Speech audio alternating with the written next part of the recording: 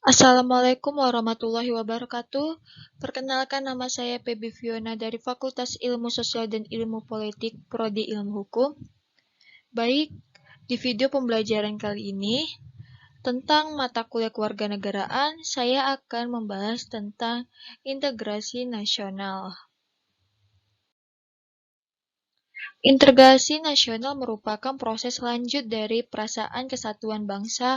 Persatuan itu tercipta dari perjalanan histori yang dialami kelompok etnik itu.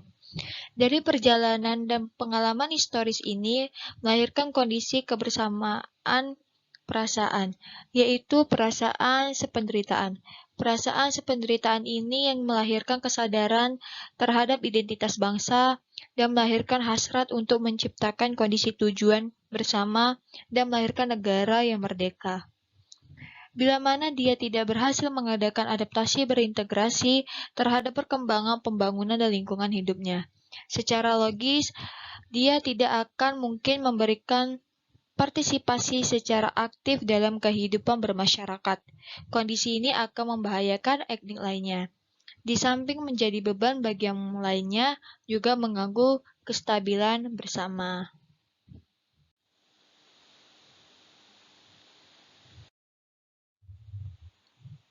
Dari integrasi nasional, terdapat contoh integrasi nasional.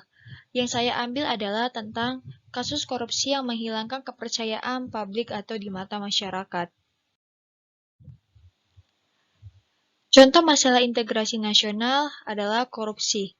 Korupsi ini merupakan contoh dari integrasi nasional yang dimana kasus korupsi di Indonesia sudah tidak asing lagi didengar untuk kalangan para pejabat atau aparat negara. Korupsi juga merupakan tindak kejahatan yang luar biasa. Hal tersebut sejalan dengan apa yang ditegaskan oleh Presiden Republik Indonesia Joko Widodo.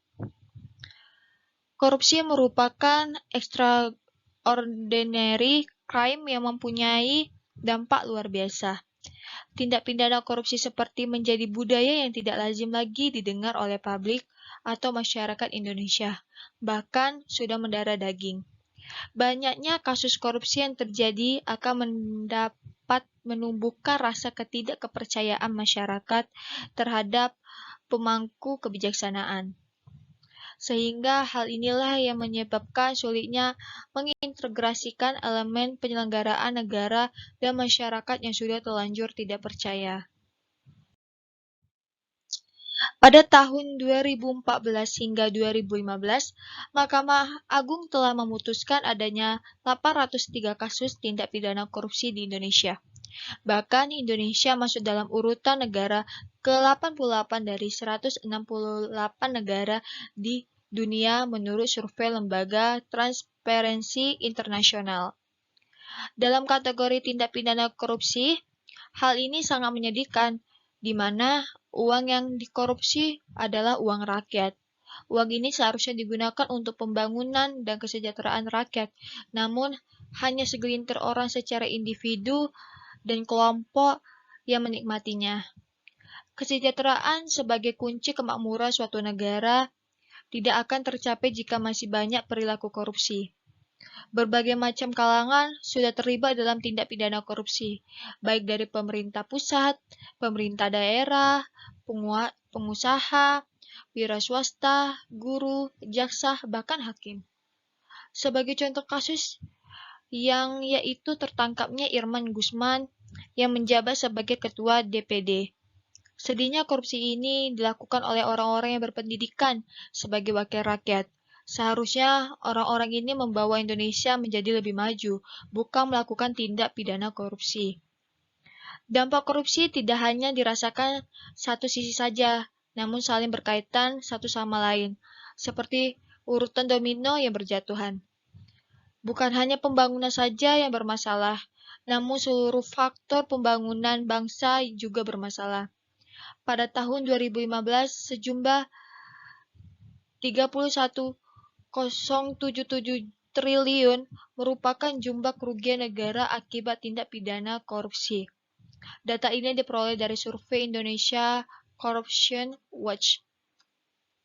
Untuk itu, memenuhi definisi maupun pelaksanaan pembangunan suatu negara, harus berlaku.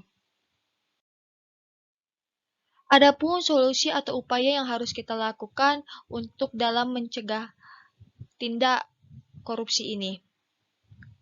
Upaya dan solusi agar tidak terjadi kasus korupsi sangatlah sulit untuk merubahnya. Namun, adapun upaya yang bisa dapat dilakukan dengan cara memperkuat Dewan Perwakilan Rakyat, memperkuat Mahkamah Agung dan jajaran peradilan di bawahnya, dan membangun kode di sektor publik dan meneliti lebih jauh sebab-sebab perbuatan korupsi secara berkelanjutan. Dan upaya selanjutnya adalah kita sebagai generasi muda seharusnya paham tentang pentingnya mencegah tindak pidana korupsi ini. Dan saya harap korupsi ini bisa ditindak lebih lanjut.